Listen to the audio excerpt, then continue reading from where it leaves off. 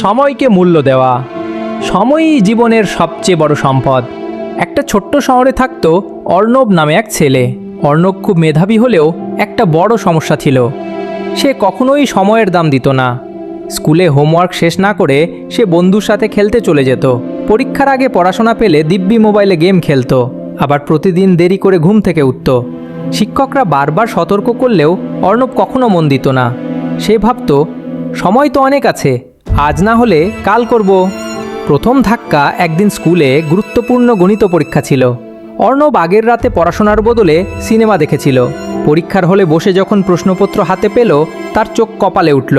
প্রশ্নগুলো সহজ হলেও সঠিকভাবে সমাধান করার মতো সময় তার ছিল না, কারণ পড়াশোনা না থাকায় তাকে বেশি ভেবে লিখতে হচ্ছিল। ফলাফল ঘোষণার দিনে তার সব বন্ধুরা ভালো নম্বর পেল, কিন্তু অর্ণব পেল সবচেয়ে কম। মাথা নিচু করে দাঁড়িয়ে থাকতে হলো তাকে। জীবনের শিক্ষা, ফলাফল খারাপ হয় অর্ণবের বাবা খুব মন খারাপ করলেন। তিনি বললেন, অর্ণব, টাকা হারালে আবার পাওয়া যায়, কিন্তু সময় একবার চলে গেলে আর কোনোদিন ফিরে আসে না। আজ তুমি সময় নষ্ট করেছো, তাই ভালো ফল আসেনি। যদি জীবনে এগোতে চাও তবে সময়কে মূল্য দিতে শিখতে হবে। অর্ণব বাবার কথায় ভীষণ লজ্জা পেল। সে সিদ্ধান্ত নিল আর সময় নষ্ট করবে না। নতুন শুরু। পরদিন ভোরে অর্ণব ঘুম থেকে উঠে পড়াশোনা শুরু করলো। সে একটা সময়সূচি বানালো।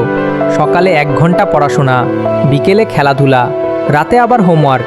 এভাবে প্রতিটি কাজে সময় ভাগ করে নিল। সাফল্যের আলো কয়েক মাস পরের পরীক্ষা এলো। এবার অর্ণব সময় মতো পড়াশোনা করায় প্রতিটি প্রশ্নের উত্তর সহজেই লিখে ফেলল। ফলাফল ঘোষণার দিনে সে পেল প্রথম স্থান।